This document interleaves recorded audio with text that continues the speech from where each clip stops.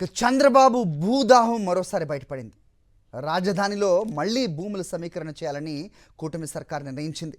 Airport, cricket stadium పేరుతో మళ్లీ భూ సమీకరణ చేయనున్నారు. ఎయిర్పోర్ట్, స్టేడియం నిర్మాణంతో భూమి విలువ పెరుగుతుందని సీఎం చంద్రబాబు రైతులను నమ్మించే ప్రయత్నం చేశారు.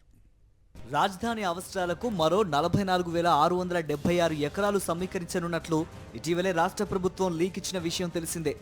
ఇప్పుడు చంద్రబాబు భూదాహం రాజధాని రైతులతో నిర్వహించిన సమావేశంలోనే బయటపడింది. ప్రభుత్వ భూమితో కలిపి ఇప్పటికే రాజధాని అవసరాలకు సిఆర్డీఏ చేతిలో 53,749 ఎకరాలున్నాయి. ఇందులో రైతుల నుంచి సమీకరించిన భూమి 34,566 ఎకరాలు.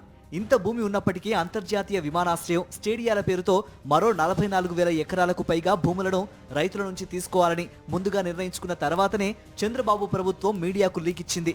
ఈ విషయం రైతులతో సీఎం నిర్వహించిన సమావేశంలోనే బట్టబయలైంది. తుళ్లూరు, అమరావతి, తాడికొండ, మంగళగిరి మండలాల పరిధిలో మరిన్ని గ్రామాల్లో భూములు సమీకరించాలని చంద్రబాబు సర్కార్ నిర్ణయం తీసేసుకుంది. ఇప్పుడు భూముల విలువ పెరగాలంటే అంతర్జాతీయ విమానాశ్రయం, క్రికెట్ స్టేడియం నిర్మాణాలు జరగాలని చెబుతోంది. అవి చేపట్టడానికి అవసరమైన భూములను రైతుల నుంచి తీసుకుంటామని రైతుల సమావేశంలో సీఎం చెప్పడం గమనార్హం. ఇప్పటికే సిఆర్డీఏ చేతిలో ఉన్న భూమిలో పూర్తి స్థాయిలో నిర్మాణాలు జరగలేదు. ఇప్పుడు మళ్లీ భూములు తీసుకొని నిర్మాణాలు జరుపుతారో లేదోనని రైతులు అసహనం వ్యక్తం చేస్తున్నారు. భూములు త్యాగం చేశాక తమకు సరైన రీతిలో న్యాయం జరుగుతుందో లేదోనని భయపడుతున్నట్లు సమాచారం. ఇప్పటికే రాజధాని నిర్మాణం పేరుతో ఎడాపెడా అప్పులు తెచ్చేస్తున్నారు. కేంద్రం నుంచి నిధులు తీసుకురావడం మానేసి అప్పులు చేస్తున్నారు. ఇప్పుడు మళ్లీ భూములు తీసుకోవడం చంద్రబాబు జేబు సంస్థలకు దోచిపెట్టేందుకేనని రాజకీయ, ప్రజా సంఘాలు ఆరోపిస్తున్నాయి.